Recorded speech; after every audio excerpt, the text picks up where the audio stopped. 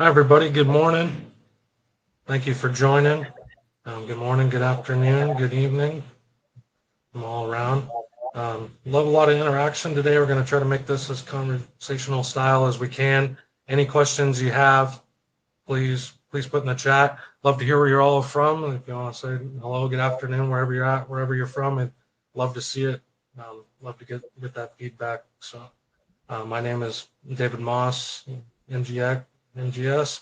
Have with me today as well Conor Ferguson, WISPR Systems, enterprise drone manufacturer, a lot of different things we're talking about. And we have Leo. Leo's been in the LiDAR industry for many, many years, 10 plus, working with a bunch of names, such as Green Valley, GeoSlam, and now Inertial Labs for the last year and a half. So good morning, everybody. Looks like we got some people from Omaha, SoCal, New Jersey, Sarasota, Florida, Missouri, San Antonio, all the way in India, Alaska, South Carolina. Grand Junction keeps on coming in. Love to see it. So Conor, if you want to take the floor. Yeah, I'll go on and introduce myself. I'm Conor Ferguson. I'm the CEO of WISPR Systems. We're a commercial UAS manufacturer, and LiDAR being one of our main focuses. So I'm going to share my screen.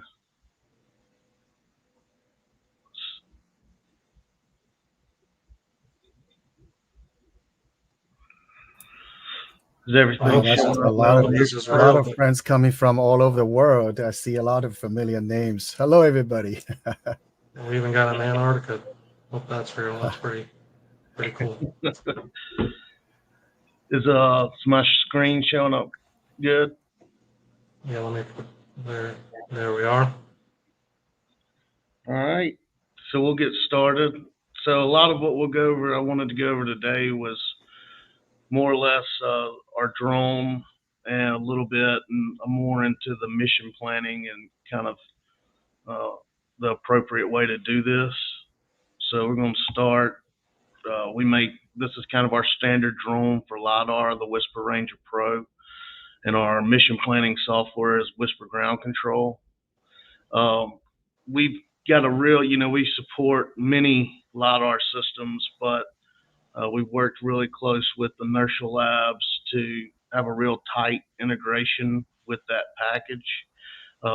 We do have stuff coming out in the future where you can control the LiDAR via the hand controller, share GPS from the drone to the LiDAR, and just have a tighter integration to make it a seamless, easy operating system for that particular LiDAR. And Inertial Labs has been great with working with us to make that happen. So it's nice to have LiDAR manufacturers work well with UAV manufacturers to kind of make an easy button kind of approach to using these high-end and mid-level to high-end LiDAR systems. So the first thing I wanted to go over was planning mission, kind of the factors that you have to look out for. AGL, your height above ground level. It makes a big difference on what you can penetrate through as far as heavy vegetation, light vegetation, things like that. The selected LiDAR sensor, depending on your LiDAR sensor, will tell you your accuracy range, which will also kind of go back into that AGL, how high you need to plan your mission, depending on the sensor and the area that you're surveying. The speed of the mission, so how fast you're flying that mission. You really needs to be around 5 to 10 meters per second, depending on what your ground looks like. Is it a bunch of trees or thick vegetation, or is it just open field and grass? I mean, those are big factors as far as that goes. Your overlap, basically your overlap of the swath. So and if you're looking at it in terms of photogrammetry, like your side overlap is really important. The more overlap, the better penetration is kind of a key, but there are kind of standards we stick to there.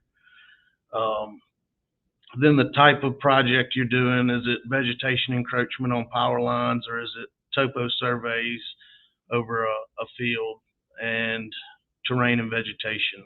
And these are kind of the main factors that you have to look out for when planning a mission. So we're going to start by going over the mission planning for mapping. In heavy vegetated areas, 50 to 70% side overlap is generally your best bet to make sure that you're getting a good enough penetration under that canopy. The altitude is dependent on the sensor, but say if you were going with RESEPI XT32, you would want to be somewhere between 165 feet and 300 feet. But in terms of heavy vegetation, you're probably better off 250 to 165, depending on how thick it was. And 5 meters per second is basically the basic speed that you want to fly to really get a good penetration under heavy vegetation. For like mid vegetation, maybe, you know, trees, but not as thick as like the jungle in South America, 50% side overlap is good.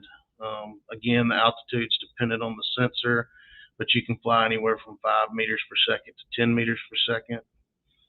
For low vegetation like grass, you can do 10 to 30% side overlap. Altitude is dependent on the sensor again, but you can go fast as 10 meters per second and still collect good data. For corridor scans, I broke it into 2 sections, just kind of the main applications, what we deal with currently. For like roadway inspections and topo of roadways, you want a minimum of 3 flight lines down that corridor. We suggest 50% side overlap. The sensor, depending on how much vegetation, kind of goes back to the altitude, but generally you can go as high as that sensor will allow and still get good penetration over corridors.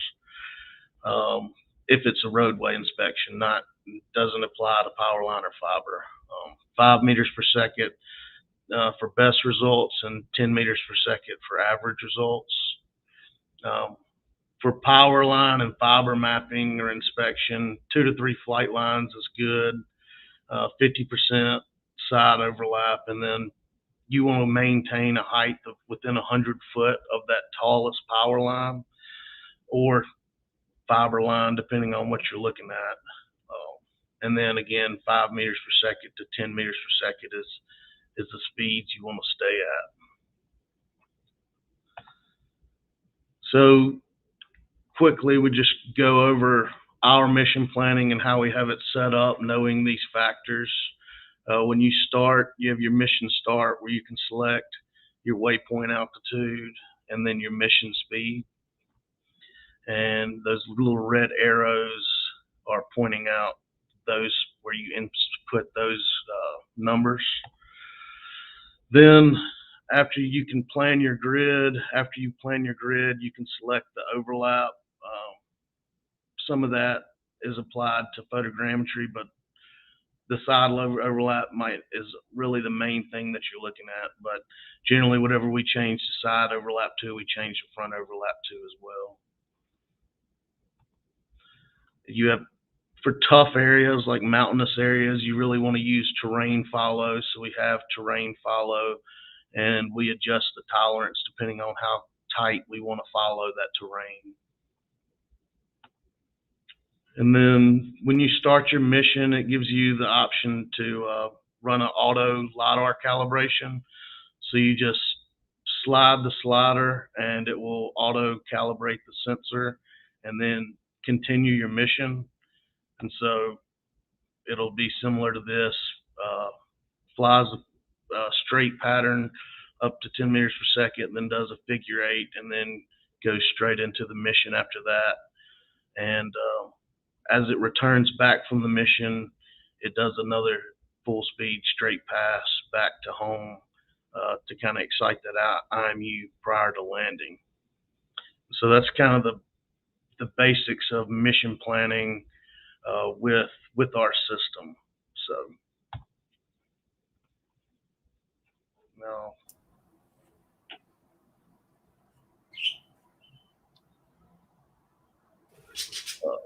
The software name is WISPR Ground Control.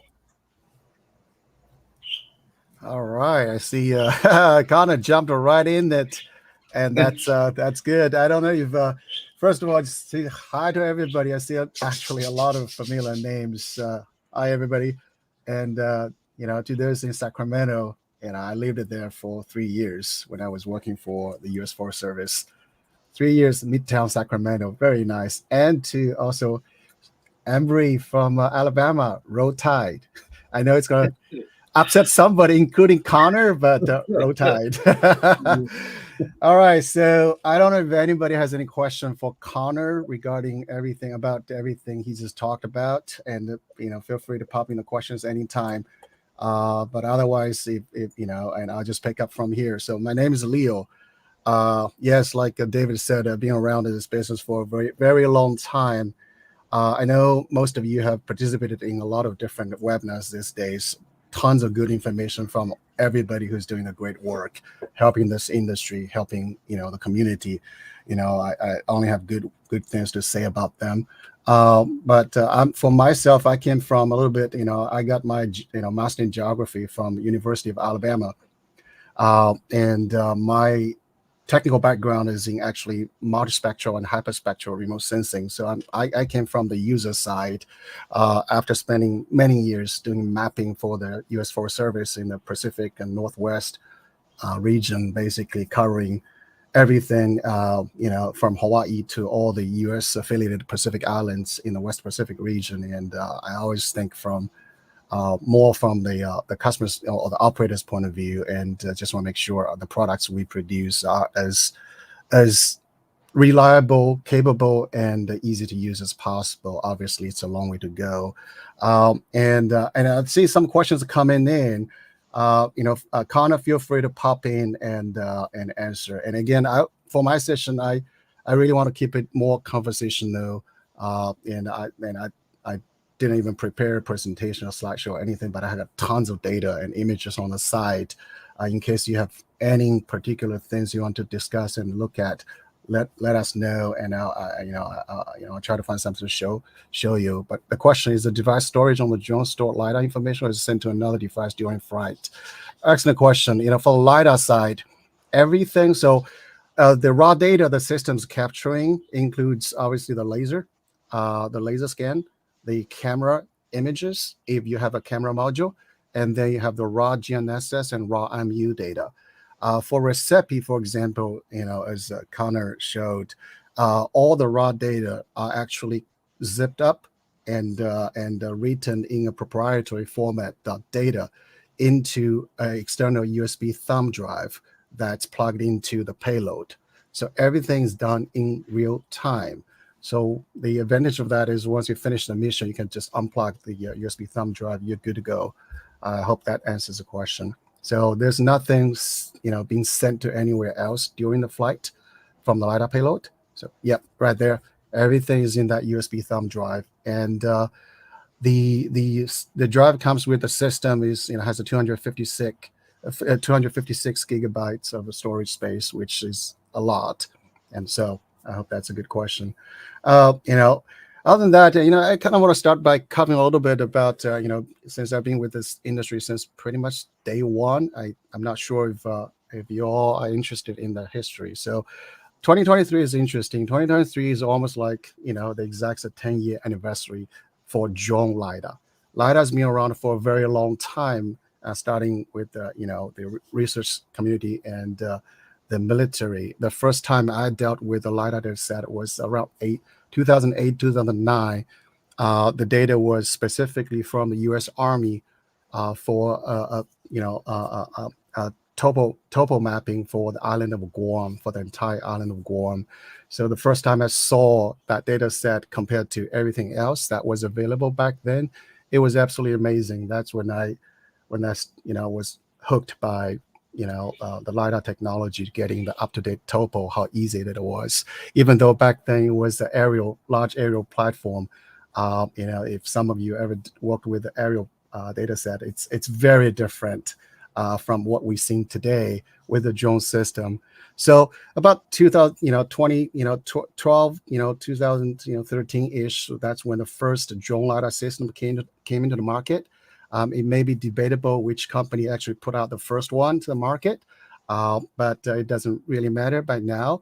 So, from 2012, 13 to about 15, 16-ish, that time is what I would call like the first phase of drone LiDAR adoption. And as you can imagine, the systems back then were very expensive and not very easy to use, to be honest, and not very reliable either. But that's where it started. But then from 2015, 16-ish to about 2019 and 20, that's what I would call the second phase. That's when kind of the market was kind of proven by the first movers, so to speak. So now we have more providers coming in, but the fundamental technology didn't really change. The same idea. You get a laser, you get a camera, you get a pose system in the middle, and data logger. The algorithms are very similar, between one to another. But now you see more providers coming in. The price was still very, very high. And if you remember, just 3-4 years ago, if you want to get a reliable system, you're probably looking at 100K to start. Anything below 100K, you would question whether it's good or reliable. What's interesting is the stage we are in today. I think a lot of you may have questions popping up, but please do not hesitate to ask. 2019, 2020 is a pretty major watershed moment for drone LiDAR industry. Now, the real big disruptor, so to speak, it was, let's face it, it's DJI coming out with L1, together with M300. It's a critical moment in our industry. And one thing, the availability of that L1/M300 combination, because of its much lower cost and friendly, at least eventually, the UX and I would say almost completely changed the psychology in the marketplace from the customer's point of view. And before that, there were companies trying to bring down the barrier by, one of the major barriers was cost, trying to lower the cost and selling systems at lower price point. But if you remember back then, again, even if somebody tried to sell something at a lower price, customers tend to not believe it. The issue was it's probably not good enough. But once DJI came out with the L1 M300, I wrote an article in 2020 actually about this, and as expected, the psychology of the marketplace basically completely changed. The expectation back then, before the watershed moment, was, what? Unless it's 50, 100K, I don't really trust this. So there's that. But after that, today, I think many of you would agree, the expectation is, what? I should be able to get something that's good enough that doesn't cost me an arm or a leg. And what is that price point today? I mean, it's arguable. Some say it's 50K, some say it's 30K, some say it's 20K. But the psychology in the marketplace completely changed. It's really helpful to drive the adoption forward. But at the same time, it's causing a lot of problems as well, being so many more and more extremely low-cost systems coming to the marketplace. Some of them really don't perform and disappointing a lot of new adopters, which in turn really hurt the industry as a whole. And also the questions that we see as manufacturers in the marketplace are changing dramatically. I mean, before, 1920, the questions were still mostly like, hey, does this work? How does it work? Right? So you have to spend a lot of time helping potential customers to understand those questions. But today the questions, from most inquiries are different. The inquiries coming in with a sufficient, really good understanding based on all the great information out there on the web from everybody. Again, thanks to everybody helping this community. The questions today is like, I know this thing should work, so tell me, what is any difference between yours and that, and what is the best offer you can give? So it's highly dynamic. There's so many options out there in the market today, and besides the big names and new names coming in, just every year, and so the options are abundant. Many of them are actually quite capable, but not every system is built the same. Even options from the same company. So it's a new time. It's a new age in the LiDAR space. And so I'm pretty excited, and being with the industry since day one or prior to the start of drone LiDAR, and watching how the market changes, how the technologies and evolves. Great questions coming in, Drew. And so and I want to start with that general introduction of the history of the marketplace. And another quick thing about Inertial Labs is, yes, we are Inertial Labs. We're headquartered in Virginia. We are in Leesburg, and I'm the only one actually who is based on the West Coast. I'm meeting you all from Berkeley, beautiful Bay Area, and I'm the only one out here. Everybody else is in Virginia. So we are, if you can, hit our website, it's inertiallabs.com. You'll see what's our main business. Inertial Labs, is primarily the core competency is navigation. And we do a lot of, we are primarily US business focused, and some DoD as well. We are hardware manufacturer basically at core, being around for 20 plus years. And everything is, all the systems are manufactured and supported out of Virginia and shipped from Virginia as well. So any questions about that, please feel free to ask. So with that, like I said, I want to keep this conversational. If there's any question about anything, feel free to ask. I'm going to try to address. So I saw the question is, any tips or tricks about power line mapping? That's perfect place. And I also want to show you a real example of some of the things when it comes to mapping power lines. Let me share my screen real quick. Like I said, I have tons of sample data and images to share if you want to see anything. And just let me know. So this is an example of what you can do with a drone LiDAR when it comes to power line. I hope my screen is up already. So this is an example of some power line facilities we recently did. And credit to AEP Energy, and this was done in Columbus, Ohio, at a training facility. This is kind of a pretty good example of what you could possibly do with drone LiDAR for power line. You can see with this system, again, this system is M2X, RESEPI M2X, and it was able to capture rather well most of the assets, including the connection points, contact points, even guy-wise, some of the smaller lines. And the trick about flight planning for those lines is really, this is something that's going back to oh, can you see my screen? Okay. All right. I hope this is up now. Can everybody see the screen now? Okay. So you can see, that the key is going back to something more fundamental is, and those are the things I actually like to talk more, is understanding how actually the system works. In this case, you're looking at two sensor, data capturing sensors from your perspective. One's a laser, other one's camera. I think on the camera side, it's easy to understand, all right? So you want to make sure all assets of interest are actually within the field of view of the camera. So for example, the RESEPI with a 16 millimeter lens on board, your field of view after calibration is about 70, somewhere between 70 to 90 degree. It varies a little bit from system to system depending on the calibration parameters. So you just want to make sure that all the assets are actually within the field of view. This is typically not too much of a trouble for power line assets, especially and except when you're flying low and when you're trying to capture those tall assets vertical, like the tower, the pole. You want to make sure all this, all the sides are captured. But the camera, the field of view, otherwise is mostly a little bit of a concern when you are flying over a larger project site with, again, tall features like trees. If you don't plan it carefully, you possibly can miss some of the tree tops. But otherwise, for the laser, now here's something interesting. I know there are people out saying this is easy, just fly and you should be fine. But no, that's not the case. From laser to laser, the behaviors are very different. The capabilities of lasers are very different as well. And so I'll use a few examples. Now, for example, the Avia.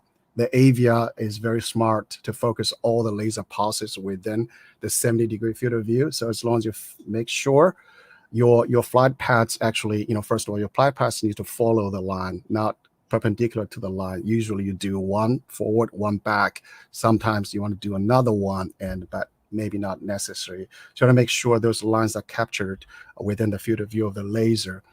Besides that, there's something critical to consider is the way the laser behaves. The laser has to process all the return signals on board, and because the laser actually, when it shoots out from the sensor and come back along the way, it can hit a lot of targets, right? If you visualize a beam going out, expanding itself along the way, that pulse can hit multiple targets. So the lines, it is like, it's probably one of the return signals, but then you also have other things.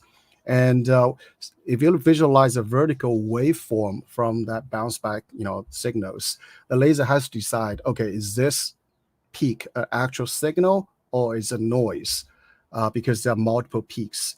So that goes a little bit tricky, and we don't really exactly know how the laser companies actually process that. But you can see my whiteboard. I have something here. You can see the spec sheets, the strongest, first to last, the strongest, second strongest, from laser company to laser company is different. From everything we know so far, there's some sort of at least with the Avia, Hesai, and other auto grade laser. And again, we are looking at really two classes of lasers: the auto class and the classic survey lasers built for survey. That'll be Teledyne Optech and Rigo. But everything else, there's some sort of a magic number. It's somewhere around 40 to 50 meter right there, regardless what's that published maximum detection range. So that 40 to 50 meter range between from the sensor to that target, in this case the power line, is where you can expect a good return of those lines. Somehow beyond that range, for most of these lasers, the lines are likely to drop. You're likely to miss some of the lines. So in terms of mission planning, besides setting up that flight path, the direction, one or two paths, some overlap, and then you want to make sure the distance from your system, that laser, to those lines you want to capture needs to be within that range. And obviously the closer the better. That's always the case. So that's a little bit about a power line capture. But if you do it right, this is what you could possibly get with a good LiDAR system. You can see it really captured most of the assets are pretty well. I hope that answers the question. How does the loss of GPS affect the capture? Oh, that is an excellent question, Jennifer. Yes, it has a significant impact. And so there are two types of laser mapping technologies today. Actually, three types if you count the static, the tripod-based static scanners, but we're not talking about that here. One is navigation-based, the other one is SLAM. So SLAM solution does not need GNSS at all to work. So you don't have to worry about that. But look at the drone systems, even though you can fly some of the SLAM systems like GeoSLAM or HoverMap, but those, I would have to say, are not really built for any large-scale real survey or mapping type of projects. So navigation-based LiDAR solution, GNSS is one of the fundamental input to generate your good data and accurate data. So the technology, the way it works, it starts with the trajectory. Building that trajectory and as accurate as possible is where it starts. Once the system, you are able to generate that trajectory, your flight paths in this case, accurately, then the rest, the next step is really about translating the laser pulse position from that target point, based on its relative geometry to that trajectory at that timestamp.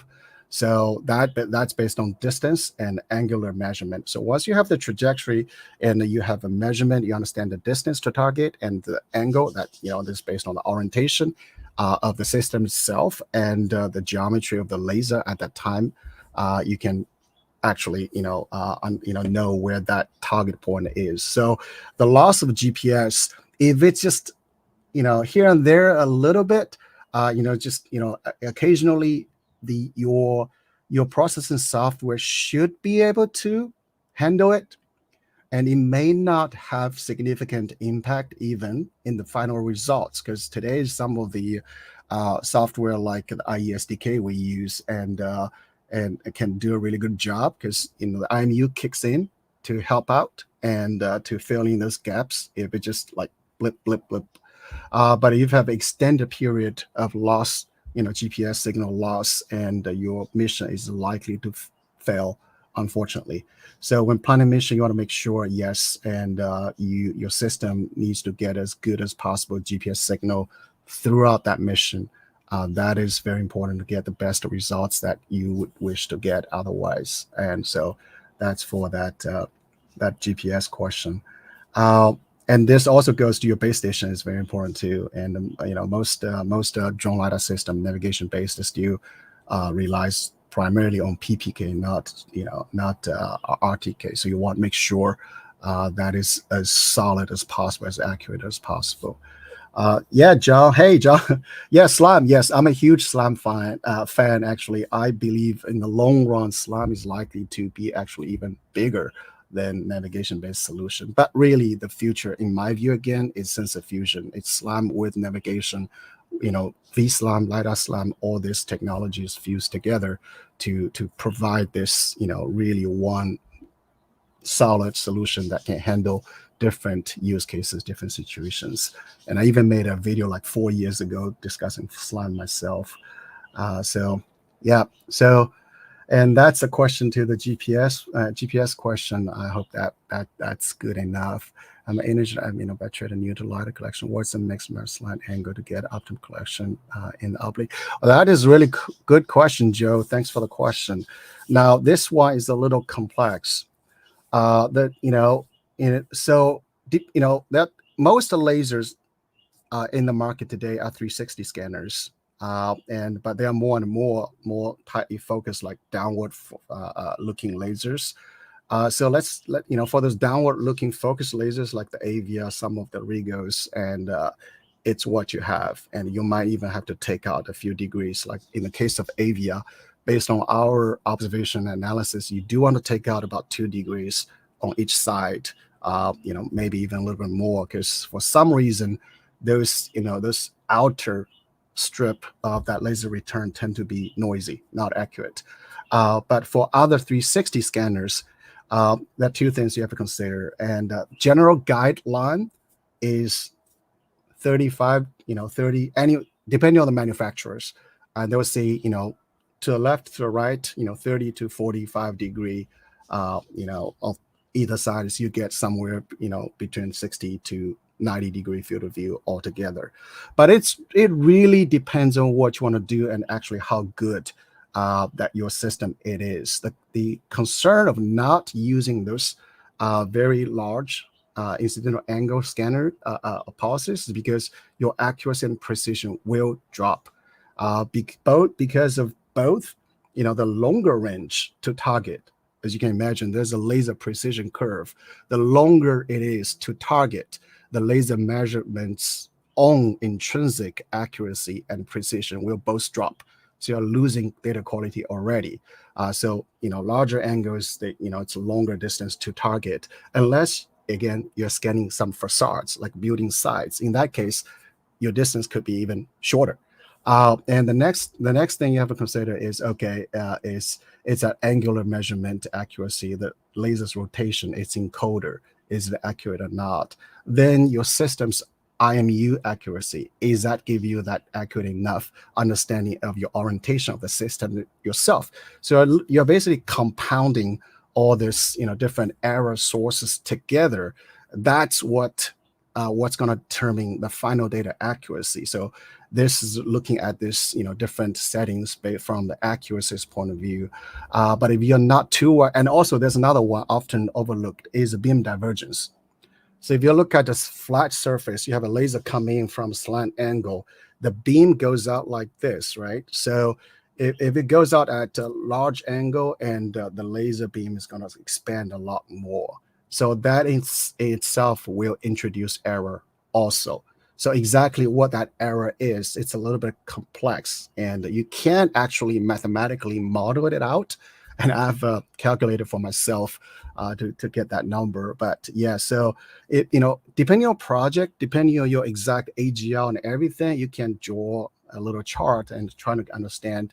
And your target or required project accuracy and precision, it may or may not matter that much. You can possibly really increase that slant angle. And for those 360 scanners, by the way, if you do want to capture the building facades, the walls and everything, and also the things like the tower, the poles, you want to capture the full structure. And if you want to capture, for example, the tree structure, internal structure, under a canopy, those angles is actually what you need, unless you rotate that laser itself and face it, target it, which is I wouldn't recommend these days.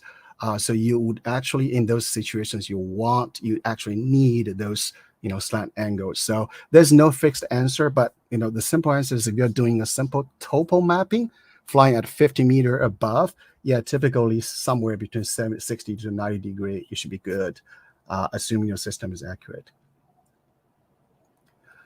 Depending on the metal, right? So, but I would say general questions, or if it's just capturing, let's say, a pile of metal, yes, you can. But you have to be a little bit, probably needs to understand the project itself a little bit more to understand, what exactly you're trying to get out of that scan, actually that point cloud, in order to really understand. Everything is actually project to project. I would use this opportunity to say, if anybody tells you, yeah, this one system, this one workflow should handle all the situations, everything you can think of under the sky, I would say no. There's no such thing. And every project is different. Every system is different. You do have to, it's in your benefit to learn a little bit more about how this technology actually works, in order to actually make sure your result actually matches your expectation. And beyond that is getting more out of the system, because general guidelines, rule of thumbs, best practices are all based on certain use cases, but there are things you could do with the system that are possibly outside of those guidelines, but you should be fine. As LiDAR is more, yes, thank you very much for the question. Keep them coming. And again, we want to keep this conversational, and this is our first one. We're trying to figure out how everything works. But my personal preference is always keep the conversation, trying to answer questions that you are most interested in, you care about. It's about you. It's not about us. So I want to make that good. So as LiDAR is more subject to weather condition adjustment.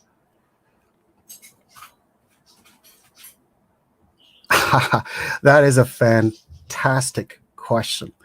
There are multiple, many different layers of answers I could provide about this. Yes, both drone and the LiDAR are affected by weather. This includes clearly rain.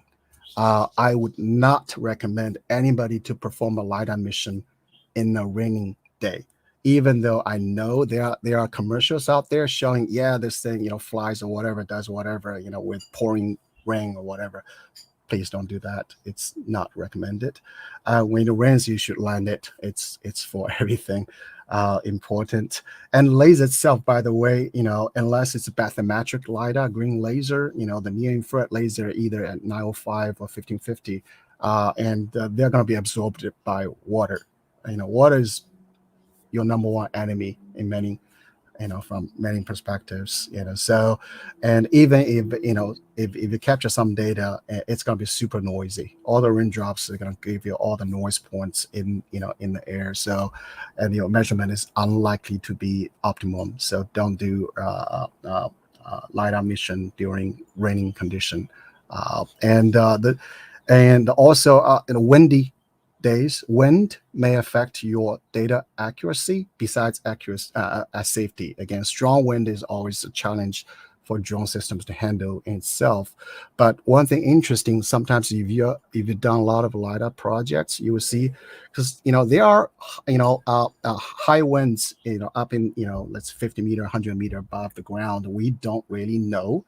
One thing that could happen is while we see the drone flying smoothly in the air, looks like everything's fine, but if for some reason the systems got hit by a sudden strong little bit, whatever that may be, that can cause the drone system to shake by itself. And those little shakes may have a negative impact in your data accuracy. You will have the data, but your accuracy may be lower. So that's something to watch out for. So if it's super windy, obviously you don't want to fly anyway. Yes, humidity. Thank you, Josh. Yes, it's the same idea. So the best condition to fly a LiDAR data, this is for, it's no wind or calm day. And also, I'm saying the ideal condition to fly LiDAR data to get the best possible both point cloud and then colorize the point cloud. If you need that best possible colorization is overcast day. That's, if you're a photographer, the good reason for that. So a calm overcast day is typically, your best day. But I know somebody will raise this question.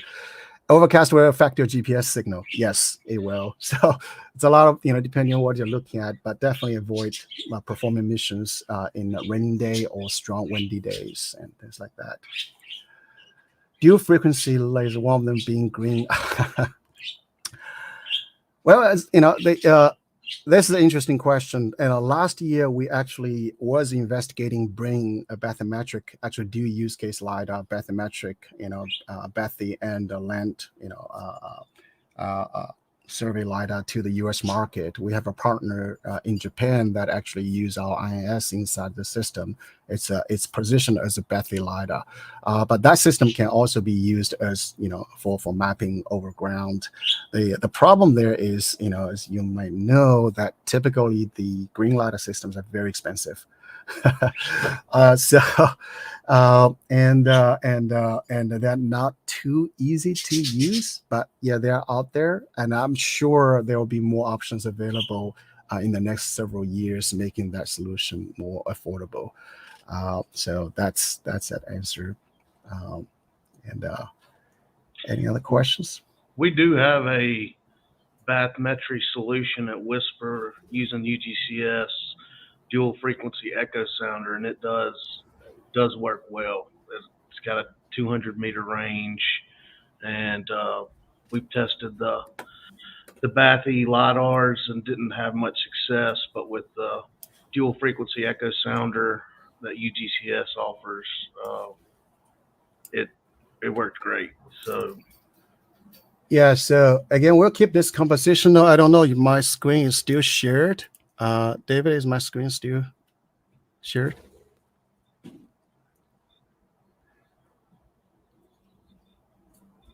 If there's no other question to answer, I will show another example. This goes to questions. Okay, and as I said, not all systems are not built equal.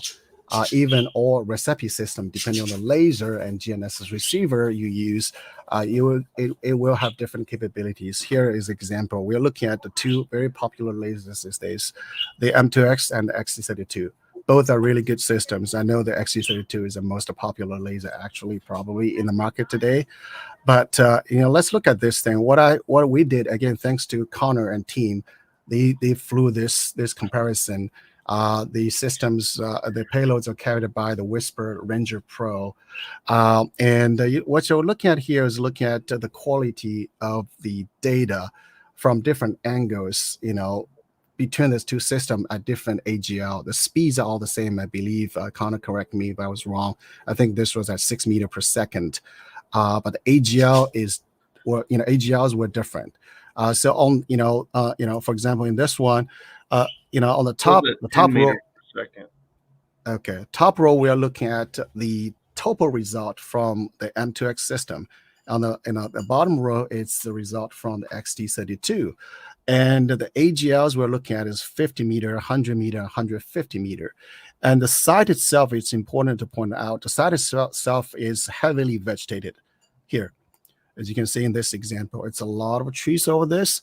Then the question is, okay, what can you get from those two lasers? Everything else in this case, in this study, was pretty equal.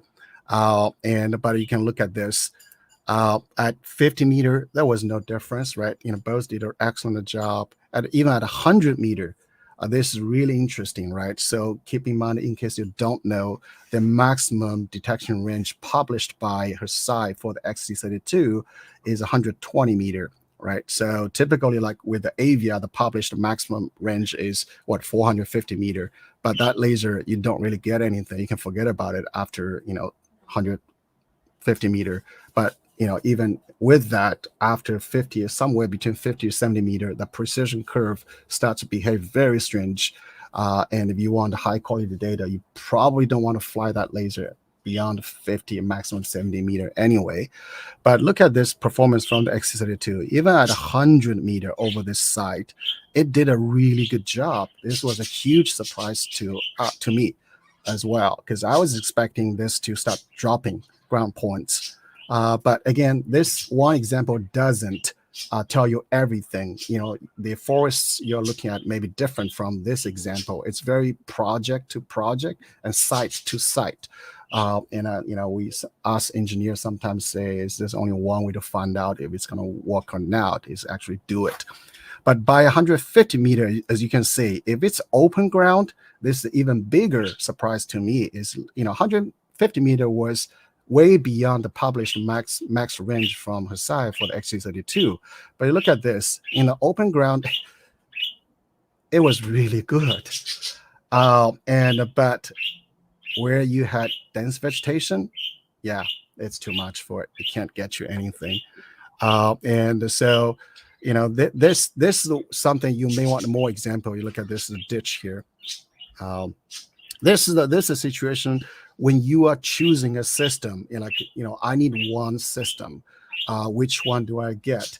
Again, there is no one system fits all. You do have to investigate. For my project, I typically do X, Y, Z. And if you are starting a business, you're thinking, I need to make sure I get my ROI in the next, 12, 18 months or whatever. And these are the type of projects I typically do. You do want to make sure you looked at everything. Not all systems can be the same. And just simple physics, it just can't do it. And again, if anybody tells you one system does it all, you probably should just walk away. And so, okay, next question. In a sense, great. We got questions keep coming in. Compare power line capture to telecom. Oh, this is a good one. What is the start of a LiDAR for smaller? Yeah, so that's an excellent question. Let me try to find an example and to show you that's always the best thing to look at. Let me see. Let's go back to, we have done actually quite a bit of investigation, and we're working with major utility companies today and really trying to find out the limits of different lasers. What I can tell you right now is, if the best performance, best result you're going to get are still be coming from those big lasers. That would be the Teledyne, for example, the Teledyne CL360, or the big Regos. That's for sure. But otherwise, and I would have to say, we are about to launch the Ouster, by the way, Rev 7 OS 164. That's a very good laser. We are still investigating how to maximize its result, but so far, otherwise, the best result in terms of capturing the smaller features, it's the XT32 and M2X. They both do a similar job. The difference between these two, and the M2X is actually lighter, smaller, longer range, and triple return. So that's all advantages. One thing we do notice, full disclosure, those who know me, can probably verify this. I always tell you straight up, is there's no hiding it. So one little thing we notice about M2X in this case, you can see it's a little bit fuzzier than the X32. So that may have effect on capturing those smaller features. But if you get close enough, you should be able to, again, once you get close to about 30 meters, 35 meters, let's say 100 feet ish to those assets, the XC32 actually is quite capable of capturing most of those features. Now, whether the definition of those features are precise enough for a specific project, that still needs to be investigated. But it should be able to capture those assets and let you know what it is. But if it's precise enough, it's, again, test it. So that's for that question. What business can do with the LiDAR data? What data it provides customer? How they would interpret? Oh, yeah, okay. That's a very popular question. Thank you very much for the question. What LiDAR can do, and I typically, my answer is super simple. Typically, is anything that involves capturing the 3D, anything 3D from the real world, LiDAR can do it. It's a good option, or one option to consider. That's what I often see is, people ask, what do you think? What's the future for a LiDAR solution? Is it going to be a big enough market or not? My answer I would say, LiDAR is likely to, some sort of LiDAR mapping survey tool is likely to be as popular as GNSS receiver, or as we see today. So that's how popular it should get. So what data can do right here is a good example, and I know that names I know already in the list are coming from this industry, that they can give you much better answer to this one. But for utility, for example, besides the mapping of the right of way mapping and as built inspection, but there's a big one in the power line industry today is vegetation management. And for example, for us in California, we have huge forest fires every year. And one of the major causes of forest fire is, tree falling down, or wind, blowing down an old pole or something, causing live wire hitting dry grass and ignite a fire. So for vegetation management, it's actually really interesting. One thing you want to avoid is, for example, trees growing into those lines, or tall trees fall down will hit the wire and cause problems. So in order to detect those hazardous points or danger points or whatever, and you need to understand the geometry between the tree and the line features. So right there is understanding that geometry. In this case, some may argue, but I would say LiDAR is probably your better choice for that mapping, for that detection.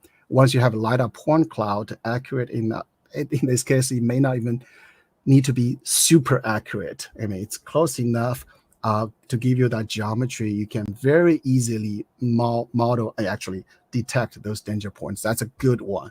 That's a lot of value in that, versus traditional way of sending a field crew out there trying to, walk the line, trying to find where there's a problem. And the topo mapping is a great one. I think many others have talked about this. Topo mapping is still the #1 use case for drone LiDAR. There are tons of researchers out there and manufacturing publishing white papers just to show you the advantage of using drone LiDAR versus other methods to capture topo. And so that's a good one. And a lot of new adopters coming into the industry are probably thinking about that use case. I'll get a drone, I'll get a LiDAR, I'll start my business, capturing point cloud for the surveyors in my county or whatnot. And other than that, emergency response is a big one. And for example, in Japan, I get use cases after a natural disaster. If you want to survey quickly what is that damage, and LiDAR combined with high resolution imagery is a very effective way to give you the quick, very timely assessment of that damage. And then volumetrics is another one. Construction site, for example, typically like how much dirt you dug out, and for business, a project manager, something you have to consider is, okay, how many trucks I have to arrange to come in to move everything out or move whatever in. So LiDAR point cloud is gonna give you that really accurate and fast result, and you can do that day and night. By the way, and photogrammetry is not a great one, but you can't fly photogrammetry, when there's no light. So LiDAR, you can keep that flying and give you that quick result. Well, there's so many questions. I'll try to keep up. I hope that's a general answer, but there are many other use cases. And so the big question right here, what information can be derived from LiDAR data? I've spent a lot of time modeling point cloud and still can't find anyone who can tell me exactly. Okay, so we just look at an example is a topo. So once you have the LiDAR point cloud, is the huge advantages over under vegetation, that even dense cover, you can get that topo very fast. And if you do it right with proper base station correction and processing, you can get a very accurate topography. That's right. There is another one. And volume, we actually just covered a lot of that. Volumetrics is another one. With the point cloud, literally in many software, you can draw a box. It's going to tell you, okay, this is how much volume we need to move and deal with. And archaeology is another one, right? Archaeology is actually probably one of the things that made LiDAR popular to many average people, is those History Channel documentaries using drone LiDAR actually discovered those ancient sites.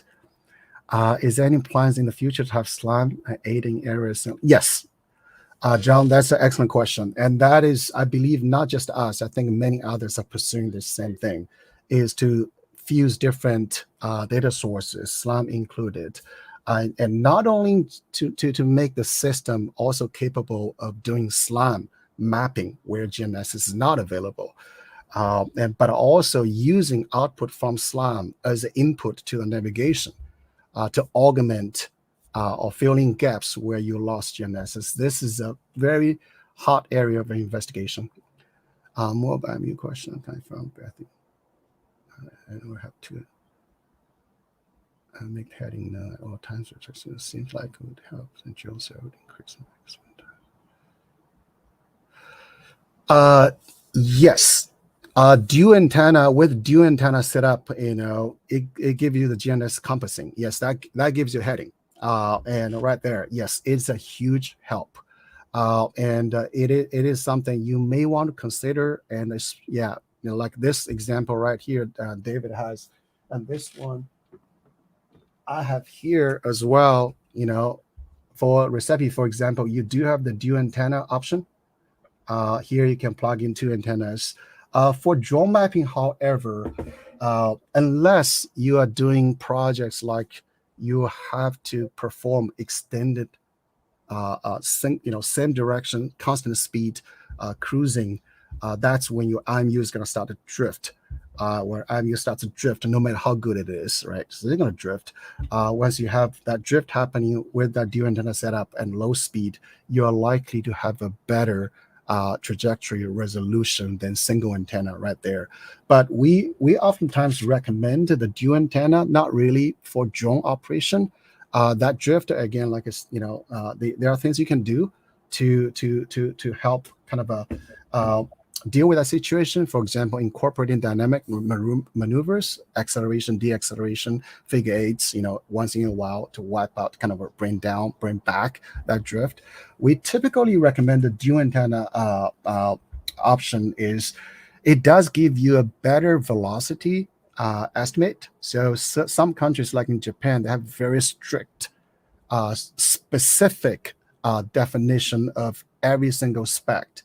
So the dual antenna setup in our case, I could be wrong here, but it's likely to give you the reliable outcome of that to hit that velocity requirement.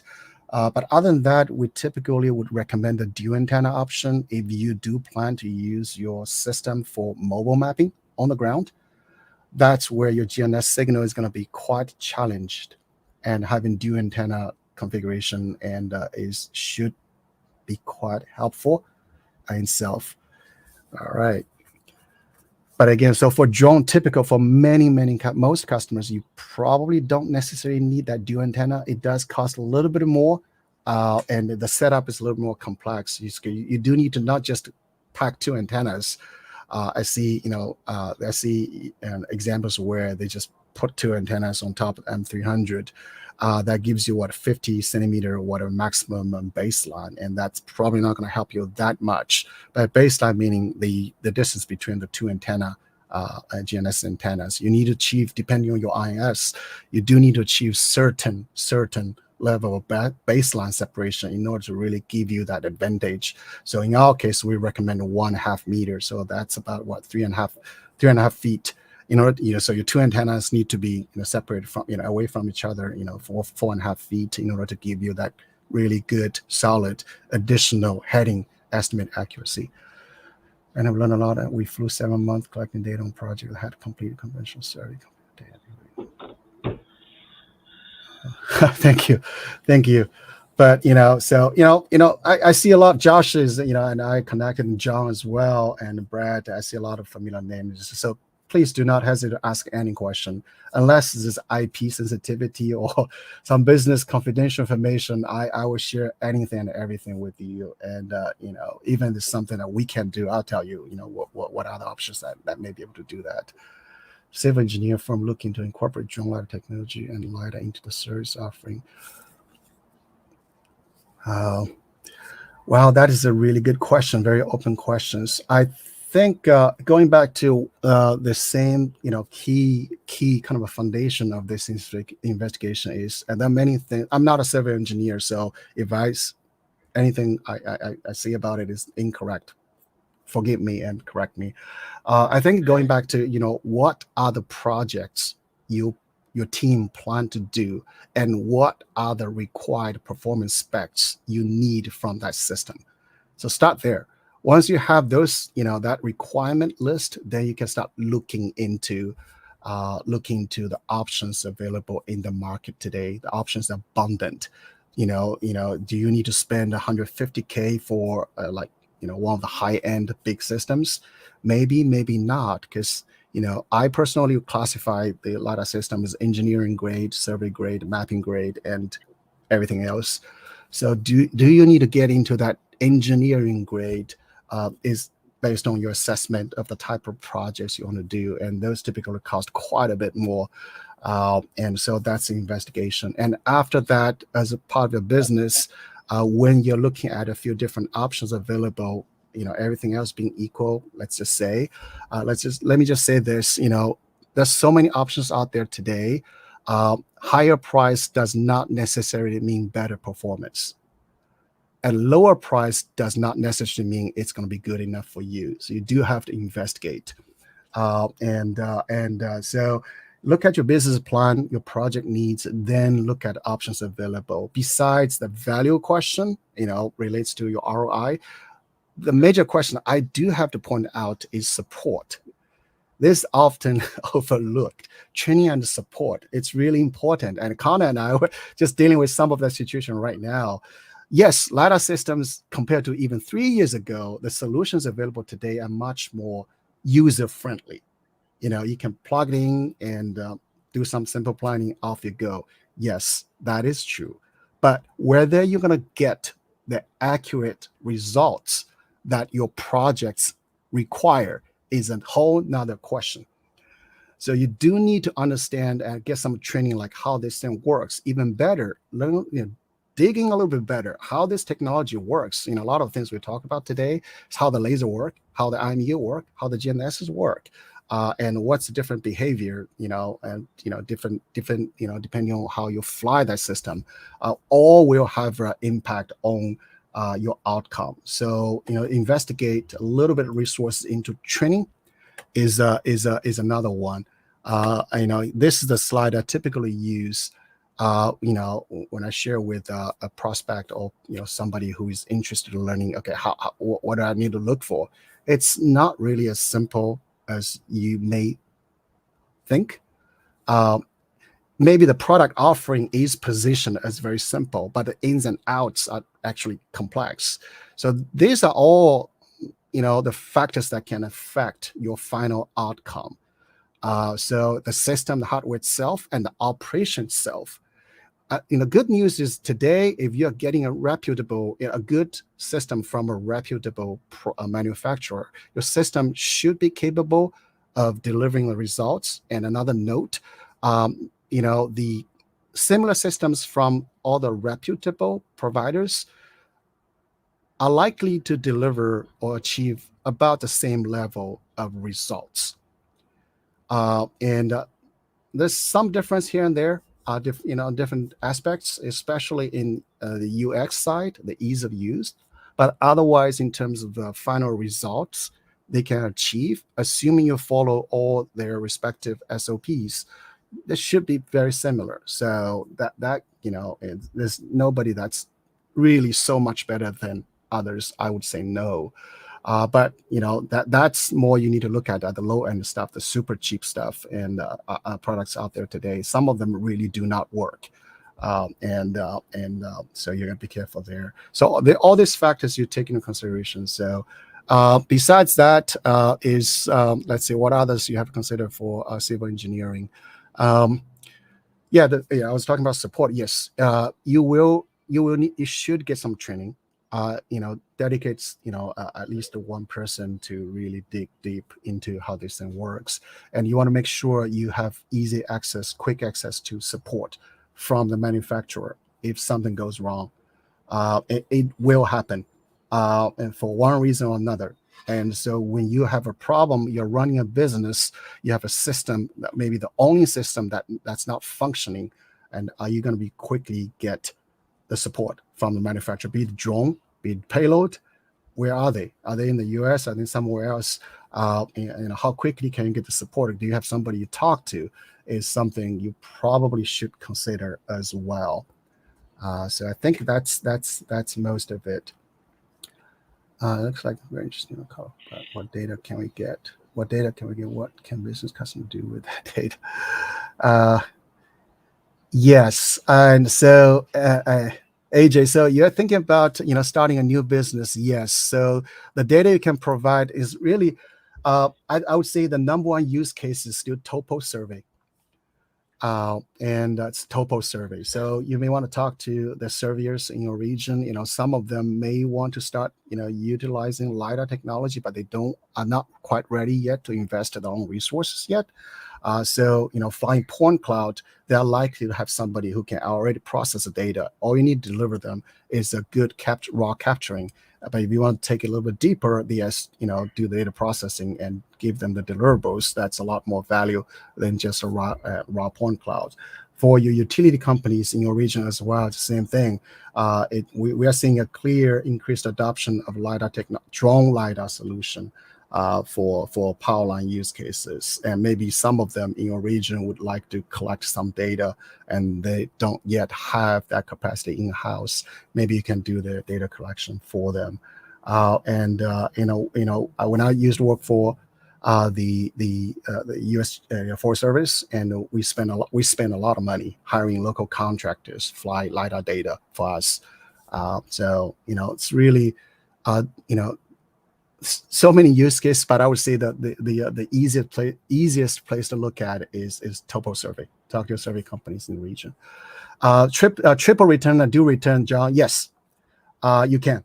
That is an option, and most manufacturers would have that option for you in the firmware. Typically in the payload GUI, you can graphic user interface. You can switch back and forth from dual return to triple return. Related to that question, when do you want dual return, when do I triple return? Triple return can give you so much more data and better results under vegetation. But at the same time, triple return is likely to give you a little bit more noise. And one other note is triple return does not necessarily give you more data, because if your site is mostly like parking lot, it's a single hard high reflectivity service. You just don't get those additional returns. So it's the laser needs to be able to hit multiple targets along the way and come back, be registered. Yes, you can. How does the precision accuracy result in point cloud compare to that of more traditional laser scanner? Oh, that's an excellent question. I assume by traditional laser scanning scanner, we are talking about either static scanners or large systems like the big Regos and big Telidans. And the static scanners, it's a super mature, very mature technology. They are very, very precise and very accurate individually. And one thing I do have to say with the static scanning solution is because of occlusion problem, for a site, you have to scan multiple locations. So when you start merging the data from multiple scans, you're introducing a source of error, that merging, that registration error. So once you're done with everything, whether your global accuracy is so much better as like you have in the individual scan, it's hard to say. It's a big debate, really. This one's between mobile SLAM solution and static scanner. So between the auto grade laser and the traditional big lasers from Rigo and Teledyne, yes, I have to say the big systems are still better, especially the big systems, the big Rigos, the big Teledyne like the CL360. Yeah, they're much more precise and much more accurate. But the question is, do you need that really extra level of precision? For example, the Teledyne CL360, it really can give you half centimeter precision, and even better than that. It's ridiculous when you look at the raw data. But if you're doing topo survey, once you've done the ground points classification, outlier removal, all that, will that be any different from a 1 centimeter level precision laser? Maybe not. But to your question, yes, the large traditional laser scanners are still better, but they may be too much of an overkill for a lot of projects. And by the way, those systems are designed to fly at high altitude. That's why they're super accurate, super accurate. Again, simple math. When you're flying drones much lower, much closer, that precision curve, you're at a different place on that precision curve. So you may actually be able to achieve much a very close result compared to the traditional laser. Typical automatic laser cost. Yeah. Yes. Okay. This is this goes to one of the sensitive questions, but I have no problem answering this one. Yes. So a lot of times there's still those in our industry trying to overprice the system, but what is overpricing is a very subjective question. I think so much information is out there today. You can contact the laser company, the IMU company, the receiver company, the antenna company. You can figure out pretty much the cost of most of the components, right? A lot of customers do this. They come to us and say, "Hey, I added everything up. It's this much." And why, so the first thing to mention is, and once we get down to the sub 50K range or even sub 30K range, the biggest cost item is your IMU. It's not the laser, it's the IMU. IMU is still pretty high priced. You can again reach out to this companies to ask for the price of this INS. Really, in this case, typically it's IMU and the gnss receiver, right? A good one, I would say, I probably shouldn't name the name or the brand, but you are likely to get for some very popular names, it's usually looking at anywhere from 9K to 15K, even higher, 25K, just for that INS. So you do that, you add up the cost of the laser, the camera, and everything. So, and DJI is able to achieve super low price for a few reasons. Number one, DJI controls everything in that system. The laser, the camera, I'm not quite sure about the IMU, but they control a lot of that. And so that allows them to already bring down the cost, because every component coming in, there's different levels of markup when we have to source it from somewhere. Conor can talk a lot about this. He builds that drone, and there's markups along the way, so that adds up the cost already. And then you have to factor in, any manufacturers needs to make some money for themselves, right? So and so you take that all, and then you also have to look at each company's go-to-market strategy. Is it direct to market or is it channel-based go-to-market strategy, right? So if it's direct to market, that enables you to lower the price because you don't have to add that additional markup for the dealers, your channel. However, that means you're losing the access to your customer because it's a trade-off. Is the products today in our industry already so reliable, so easy to use that you can just buy it from Amazon? I'm not sure. I don't really take a side on this question. But that's another layer of cost. So that all these factors coming together is going to give you what is that MSRP you have in the marketplace today. So unfortunately, that's how it works. But but I do believe the overall cost of technology, like most technology, it's going to go down. It's going to go down, and it's probably going to accelerate at some point. And DJI has another advantage is it's got a volume very easily. When DJI launches some new product, they're launching that market immediately worldwide. Just by loading up the dealers, they're sending a lot of units, and right there is giving them the advantage, and also the cost of manufacturing. And I think there's no surprise there. And the hard fact is, in the drone LiDAR space, I think DJI is likely the only company that's actually manufacturing all those products at an industrial scale. It's actually a production line, automated everything. All right, so the cost of manufacturing individual unit is much lower, but for most the rest of us, we are still making one at a time. So that cost of manufacturing is higher as well. So that's a general kind of pricing cost structure for our product. So that I hope that helps to explain, the cost, why it's higher than it should be. Maybe that's the way to put it. Yes, windshields. There's a popular question. The windshields, yes, it's gonna create the noise itself. Can service be filtered? Yes, you can filter those out actually, and most commercially available post-processing software has this too, and even one simple noise filter can effectively eliminate most of the noises. So not too much to worry about. If there's anything to worry about is you have large glasses, and it's going to have this mirror effect, and it's got a blob of points on the other side. Those may require you to remove them manually in the software. Just select them and delete those points. Yeah. Okay. Finally, this question. I was expecting this question. Again, explain my experience with a ban on certain drones for use in federal contracts versus what payloads allowed. Yeah, this is so.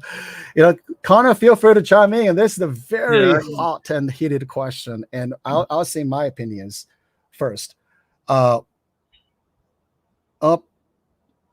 been living in the Bay Area for many years, so I personally I have this tech startup mentality.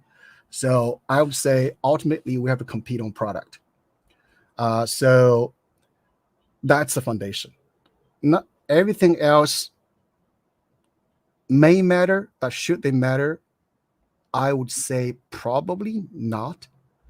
And if you want to compete on product, compete on value. So that's what we want to focus on. And we do our best to make our products as good as possible. It's by no means perfect. We always have bugs and issues. But the governments are doing all these things. It's a much bigger game than we can control. I don't support it, but I can understand some of the rationale behind it. But I again go back to what we can do is compete on product. we focus on developing product as good as possible, and try not to. I don't take at least the opinion like, oh great, now we have this opportunity because everything we make is at least finally assembled in Virginia. Yes, it is to our advantage, but I don't want our products compete based on that. So that's my opinion. Conor, you probably have some take on this one Yeah, too. I'm the same way here. We design our products to outperform the next guy. We're not trying to just make a product because it's US, buy it. No, we have clear factors that make us advantageous to using DJI or something else. And who knows how long this, it might last forever. It might last 2 years. So from our perspective, we're not looking at the government ban as to how we make our products. We look at who's the top dog and what do we need to do to beat them. So that's kind of WISPR's standpoint from a drone perspective. Is how do we beat DJI in each of these applications, with LiDAR and mapping kind of being our strong focus right now, is how can we beat them in this space and move into other applications long term. Yeah, to Brian's question, this is a really good one. This is looking at this situation from your perspective. If you are getting ready to invest into this technology and purchasing all these products, be it drone, be it payload and software, whatever, do I think you can safely invest in DJI moving forward? Again, this is a very, very sensitive question. I know that people take very strong opinion on this one. And I would say, thinking from your perspective, based on what I know and what I think the situation is going to evolve in the next year, 2 years, 3 years, 5 years, whatever, I would say it is a fact that you have to think very hard. I don't think the situation is going to reverse itself anytime soon, and if anything, it's likely to get worse. So if your business involves providing services to government agencies at least, and now it's even universities, schools, local agencies, and government funded entities, and sensitive utility sectors as well, I would say it's probably in your best interest to avoid this unnecessary risk, and then betting on it's not affecting you. And again, it relates to your business plan. And if you got enough jobs opportunities lined up with clients that don't have to worry about this factor, for example, a property developer or land surveyor in a region, you're probably fine. You probably can get this investment back pretty fast and then move on. But in your business plan, it does involve providing services to the government, to the education system, to your local government agencies, and even universities these days. I would say think twice about this one, and that's as far as I can see. Yes, Army Corps is definitely, and we know a lot of other private entities out really trying to avoid getting in trouble with this particular regulation, because it's really gray. It's not so clearly defined. Conor told me some stories about just to find some waiver, and it's like from this time to next time, just different, and nobody knows where that line is. But from your perspective, my recommendation is, if you have enough opportunities lined up that can recoup your investment into this package, without having to ever deal with this factor, fast enough, by all means, choose whatever that works best for you. But if your business plan does involve working with clients that may have to consider this factor, you should take in consideration this factor. Yeah, and I could say, just from the cost perspective, I mean, from a U.S. manufacturing, it's a huge expense on a manufacturer to be blue, green, U.S. Army Corps waiver. We've got one of those. Each one of those changes every 6 to 12 months. You have to do it regularly, and it's a huge expense on the company. So it's not really fair to us as well to have to meet all these extra DoD compliances when it's not relevant to what the users are using it for. It's not even a safety concern. So, but it is. We've got to, the rules are what they are right now. We just have to eat that cost, eat that, and move forward until we can see how it goes in the next 6 months. So Yeah. So the question Yusuf has, what software do you all use for processing and post-process your data? Now, for the LiDAR side, and so you're looking at, I classify the software workflow into two stages. One is pre-processing or raw processing, is where you convert all the raw data, the laser scan, the GNSS, the IMU, the camera images into, in the end, a georeferenced colorized point cloud. That's the first phase. And then once you have the point cloud, you take that point cloud, you process it, and generate those deliverables, be it topo surface or tree height model or whatnot, or the power line delineations. So in our case, in RESEPI, and the first phase, and we develop most of it ourselves, Inertial Labs, except the PBK engine, which is IE-SDK, which we use. Full disclosure, we got nothing to hide. If it's from us, it's from us. If it's not from us, it's not from us. And we don't need to hide anything. So besides that IE-SDK, everything else is developed by Inertial Labs. And so that's the software package that's gonna deal with that raw, all the raw data set, inputs, streams, and convert it into colorized georeferenced point cloud. And we don't do anything from that point on. Once you have the colorized georeferenced point cloud, we don't even, at this point, we don't even do any optimization. This is the one opportunity for me to mention this. Currently in our workflow, we don't apply any optimization. This is something you may want to pay attention to, because I know this is the place, there's a lot of interesting information out there. It's like, our data is so much better than others. But I think, optimization we're talking about, once you have the raw output point cloud, then you can do noise filter, outlier filter, and then even further smoothing to make that point cloud, better and better looking. Is it better in terms of quality? Questionable. Maybe not. Some of the processing may affect your, may not affect your data, quality at all. Some of them may. So we don't do any of that currently. And there are lots of software out there. So typically in the US, the popular choices for post-processing, I would say, Global Mapper and Carlson 3D Point Cloud.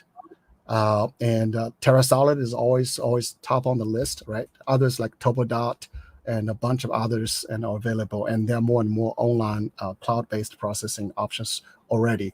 So the choice is abundant. So again, from Inertial Labs, we don't go that far. Our workflow, our software stops at producing that raw, georeferenced, colorized point cloud in either LAS or LAZ format. That's where workflow stops. Okay. Any other questions? Let's see. I saw another question.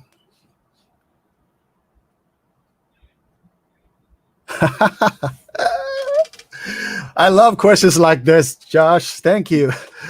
Well, depending on how you define at the same time, I say if you have two full packages, yes, by all means, as long as you make sure plan them don't collide into each other, yes. And then you can send the data in our software. We have the batch processor, you process them at the same time, and you have the option to merge them already. So your data should come out just all right. But if you're taking it one step further, by the way, is those two individual systems are actually somehow communicating, talking to each other, with the data actually be centrally managed somehow. We are not there yet, but interestingly, I say this question is interesting. Yes, we are thinking about this. And what if I have multiple systems, multiple sensors, and it's just like, how can we make them work together? Because they are use cases that could become valuable. I'll give you a little hint. Again, you go to Inertial Labs website, you see, certain sectors, Inertial Labs is in for certain sectors, that feature can be quite important. So, okay, what's the next question? Yes, Swarm LiDAR, correct. And it's also a navigation. And it's worth to mention that RESEPI is not just a full system. RESEPI is a platform. Our own IP is a little thing in the middle. So now we don't make the camera, we don't make the laser, we don't even make the adapter. What we make is this little thing in the middle. That's all IP. So this is essentially very much the same stack of technology for self-driving and a lot of robotics applications. This is part of your data perception stack. So yeah, so that's why this can expand into other interesting use cases. Enterprise with you. Yeah, I would say so. Yeah, this is the same situation. I knew it was gonna get popular. It is something. If you are for the first time actually investing into your own business, starting something, again, go back to your business plan. If you don't think you're ever gonna, at least for the period where you expect to get your ROI and get your investment back, you are not likely to run into those projects. Don't worry about it. But if a business plan involves providing services to those clients who may actually look at this particular policy, you should take that into consideration. So it's really, really India distributor. We do have a partner in India, DI Labs, and so it's Delta India Labs, LABS. So they are based in India. Yes. Where would Slime? Nick, that's a great question. I want to say what I'm about to say very, very carefully, and because sometimes it could be misinterpreted. And all RESEPI systems currently shipping are Slime ready. Now, what does that mean? Is if you have a RESEPI system, we have already officially implemented that firmware that will allow you to collect the data in completely gnss-denied situation. Otherwise, you have to have to wait until the INS is fully calibrated. You got a GNSS lock and all that. But we already implemented a firmware where you can go ahead and start collecting data with all RESEPIs as if it was a Slime system. But what we are missing today, I want to be very open and very clear, is we don't yet have our own Slime software.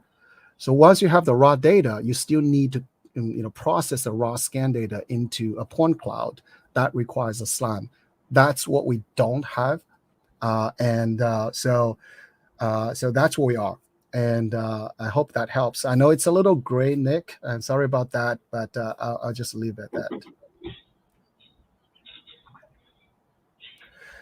that. Which one is the one with the best precision?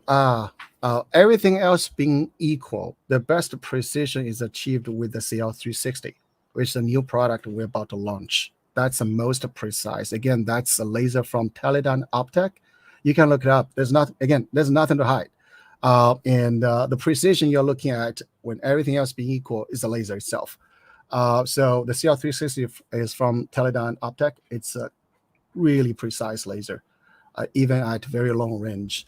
After that, between XT32 and M2X, it's really strange. I would have to say, be 100% honest, the XT32 is more precise slightly than the XT32. Again, I think it's because they're trying to pack a lot of more power into a smaller form factor and shooting out more laser and bringing that triple return, and all that can bring in some uncertainty in that measurement itself. But interestingly, one optimization thing you can do is noise filter. And depending on the particular software, which algorithm they use, noise filter may not actually physically change the position of your points, assuming that's the algorithm. So in that case, noise filter is not a problem, except it may wipe out a lot of points. For example, for power line, now you're losing power line points or smaller feature. But assuming it's a flat ground and between the XT32 and once you've done that 1 sigma noise filter, they're about the same. There's really no difference. So that's that's the most precise one. We are working really hard with Oster as well. Thank you. Really many thanks to the Oster team. We're looking at the Rev7 OS164. It's a very promising laser, and we are working with their engineering team to really improve the accuracy as much as possible. So that's and beyond that, especially at anything beyond beyond 50-ish meter, it's noisy. And so that's my answer. Others can get better, and it's just involves a little bit more processing, and maybe we did not do enough to work with the product, the laser companies, to really get everything right, from timing to what corner system actually register is a native XYZ, or it's pure raw measurement of distance and angle. They're all things that can do, and what I can tell you is yeah, that's where we are.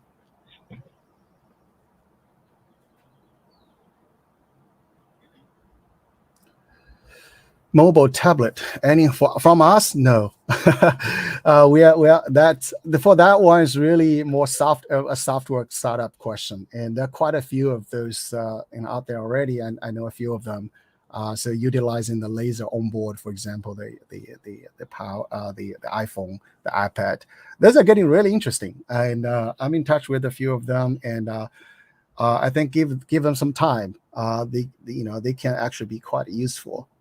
Like you want to do a quick scan of, I don't know, like one room type of thing. That laser range is pretty limited. You just don't have enough power to send the laser far enough and maintain that accuracy. So expect that. But combine that with that really good camera on those phones or the tablets, you can really get pretty good results. But no, we are not getting there. How much power consumption? I want to double check the spec sheets to get a number right. But what I can tell you is, Conor, you might even know it, but otherwise it's not much for the payload.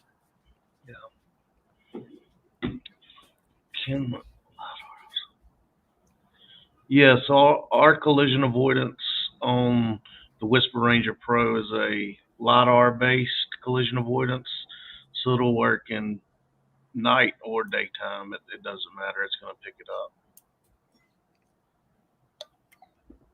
All right. So Nick, another question: can't get data file created to work on this global mapper. I think you're asking, the data file maybe from RESEPI, the raw one. Yeah, that one you cannot. That one needs to be processed through our software. That's the raw pre-processing stage. You have to send that through our software. Generate those standard point cloud format, LS, LZ, or whatnot, before you can take that data into something like global mapper. I'll add a data set for beautiful question. My wish, if I go back to my old days, remember the example I mentioned about mapping the tropical islands, and I was desperately looking for a good topo. Believe me, I mean, some of you may not remember those days. It was tough. I wish there was. U.S. has done a fantastic job, probably better than most country, with all those publicly available data sets like land cover and that kind of stuff. And I wish that they will come soon. How are we going to get there?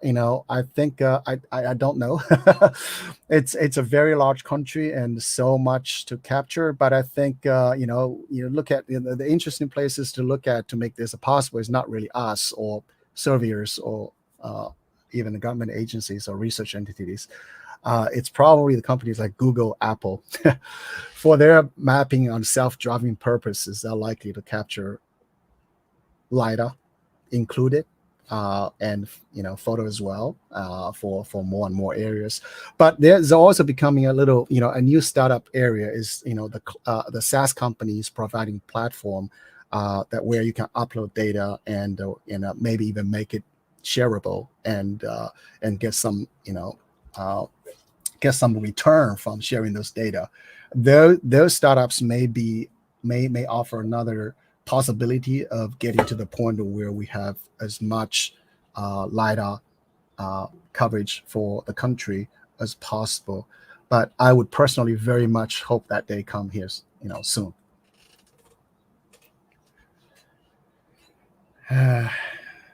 Okay, what other questions? Or excellent questions. Thank you guys so much, and this is wonderful, and I hope I'm helping you guys to get more from this.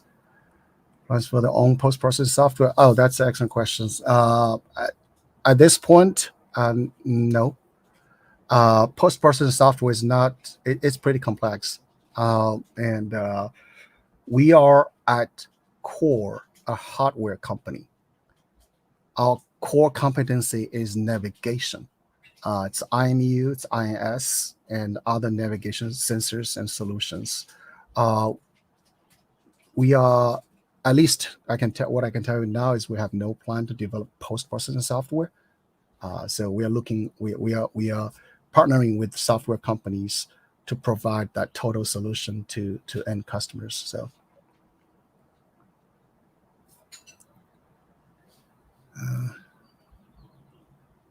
Okay. Any other questions? Did I miss anything?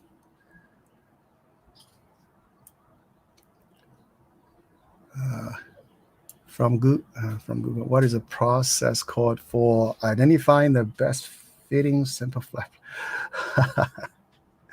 What is the process called for identifying the best fitting? What is the process called for a surface to a setup?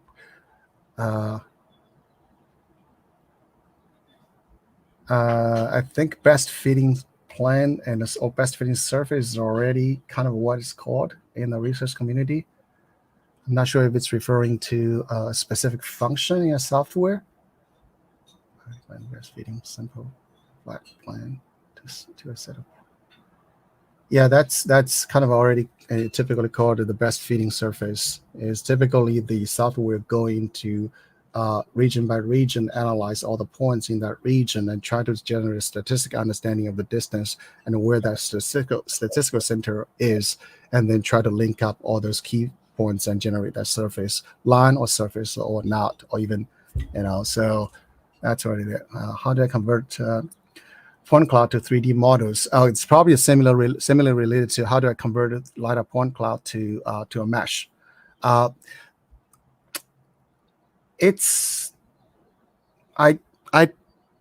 I'm not sure, because that's more on the BIM side. People do a lot of that with the mobile scanners. I'm not qualified really to answer that question, but with my limited knowledge, talking to others, and something like a context capture or something like that might be, options. But whether they're good, how good they are, I don't really know. I'm sorry, but I haven't touched that space for a long time.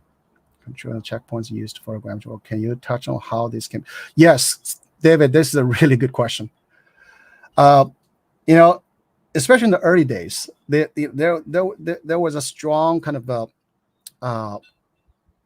promotion saying that for LiDAR systems, you don't need ground control. I would have to say, no, don't do that. Probably shouldn't. If your LiDAR system is really, really good, it's built to achieve this level of accuracy and precision, and you perform that project absolutely right every single step, placing your base, measuring your base height and conducting all the calibration maneuvers, your LiDAR point cloud should come out actually very accurate. However, that said, there's so many things in this workflow that could not go wrong, but go imperfect. In other words, for example, your base, your base is not on a survey monument. Right there is a big problem, and which could be, if you look at NOAA's website, it could be, I don't know, I don't remember precisely, like 6 feet off or something, or some one of those little things, that's not done perfectly. Your point cloud is likely to have some sort of more or less of hopefully a systematic offset. That is not a problem. Don't worry about it. I believe even in ASPIR standard, especially on the aerial side, there's one step called debiasing. That's when you use a small set of control points to tie in your point cloud systematically. Hopefully you don't have to do transformation and rubber sheeting systematically to those control points before you use checkpoints to actually analyze your accuracy. So having a few really, really accurate controls and use those to tie in your point cloud, even though your system is really good, I would say it's a very good practice to do. And then you use the checkpoints to do that. And then the next level of question is how many controls you need to use, how many checks you need to use. That number is very, very much. And the controls, assuming you don't need to do any nonlinear transformation. If you look at 3D space, 3 points is in hope, unless they're on a line or something, they're enough. But 3 or 4 maybe is good to tie in your point cloud systematically by to actual accurate absolute reference system. And checkpoints, it's variable. I actually once wrote a paper about how many accuracy assessment samples you need for classification. And statistically speaking, I'm getting a little bit nerdy here. Statistically speaking, the number of checkpoints you're going to need in order to achieve that robust scientific accuracy number is, for most projects, it's impossible to achieve. Believe me, if you run the number is pretty high. But in the previous ASPIS standard, the 1.4 version, I believe I'm not 1.4, sorry, 2014 version. I believe for 500 acres. Correct. And in the new one that's about to be released, I think this number is raised. Is now recommending, I believe it's going to be 30 checkpoints. But again, the interesting with LiDAR is assuming you have a good system, and any changes, adjustments should be linear, except for SLAM system.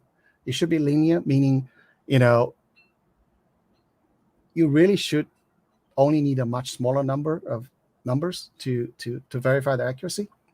But in the end, it's your client, the surveyor firm or whatever firm, they want to say, hey, I need 25 checkpoints. They may even provide you with those checkpoints to assess the quality. So that's the one. But yeah, I want to make it very clear. I do recommend use a few controls to tie in your point cloud. Regardless, you may not need to do anything. If you do everything right with the base, with the correction, with the processing, with the flight, the point cloud may just show up tying just perfectly already, or not by much. That means you don't have to do anything, but performing that step is probably a recommended thing to do, for that. Best GCP targets for LiDAR. Traffic science is a good one. LiDAR, when you do accuracy assessments with LiDAR, one thing to keep in mind is don't use a colorized version, use the intensity. Because the colorization, the RGB colorization is unlikely to be perfect. If you switch between the display by intensity and RGB, they are likely to have more or less of a offset, which is expected, because projecting a 2D image to a 3D point cloud perfectly is very, very difficult to do. So when it comes to identifying the precise position or location of a specific point in the point cloud, you should switch back to the intensity display and use that as your assessment base. So therefore, the choice of GCP targets, you want the targets to give you the best possible of intensity capture. So high reflectivity. Oh, that's a good one. Size-wise, 24 by 24 is probably good. The larger obviously is a little bit easier, especially flying high, and sometimes it's difficult to really pin down that one point, one location. If you have a larger target, sometimes you can do is kind of do a little bit of draw two lines and find that cross of that center. But high reflectivity and a very popular thing, a lot of people I know they do is that they paint. They use some sort of paint on like a hard surface, flat surface. Those can work quite well as well. But those commercially available those marker probably will be better. It will be pretty good. Black or white is totally fine. I did read a paper by somebody. They compared a different color, red, yellow, blue, and the green, and black and white, and see which one works better. It was a really interesting paper. Whether I agree with that finding doesn't matter, but you can probably I think somebody and Josh and the others community already provided answer. They typically should work pretty well, so I use GCPs for every flight, even if just to check myself. Data accuracy means customer return. Absolutely. And this is what I always want to say is if you're starting a business for yourself, providing LiDAR service to your end customers, believe you got to always think, what are the customers buying, right? They're buying some sort of either the raw point cloud, hopefully as accurate as possible, or deliverables also as accurate as possible. And you want to build that, credibility. And so you want your data to be as accurate as possible. And utilizing GCP is one of the things you probably should do to avoid unnecessary, missteps, so to speak. And it doesn't take a lot with the RTK system today. You can collect those pretty fast. And if the project is relatively small, and I do agree and collect GCPs.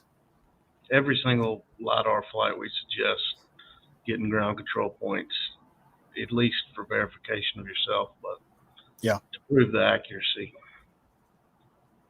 Oh, 10 triangulated irregular is the name of the surface on mesh created from.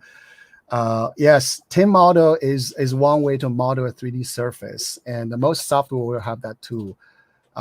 As well. And their deliverables in the GIS world, again, that's my background, and 10 is still very popular. But I personally is more a fan of a raster. I used to write a lot of script myself, and raster is in many ways a little bit easier to work with for scripts. But that might have changed. That's a long time ago.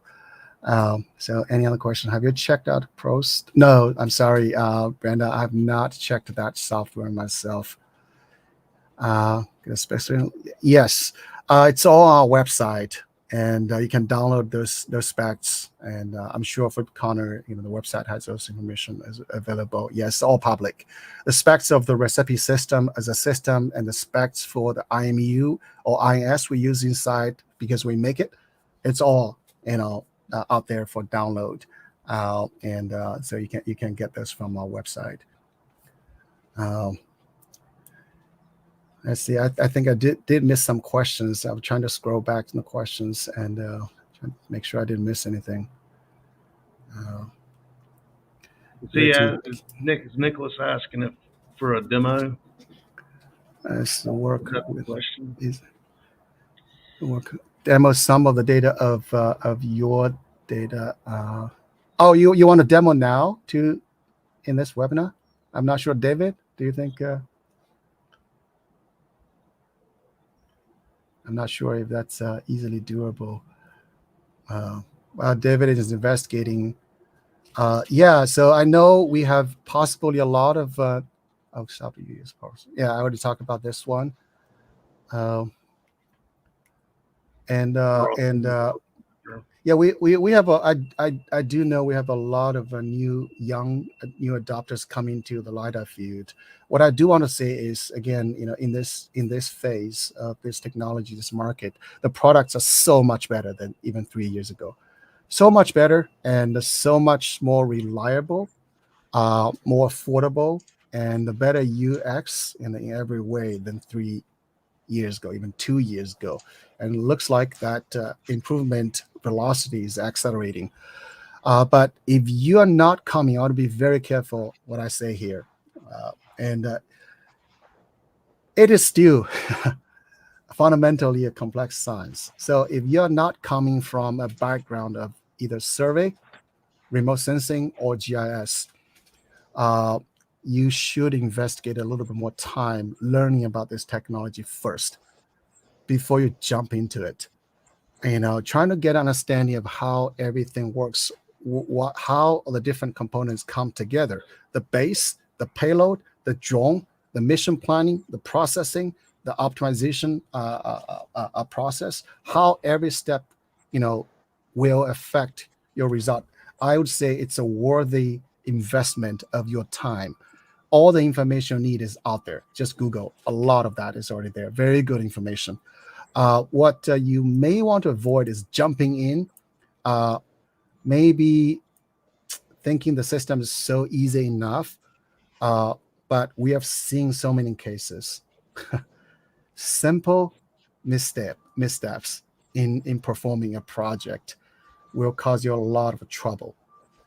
And that's unnecessary. And there are things you have to pay attention to in that whole process, from hardware to processing. It's worth the investment. It's really your time.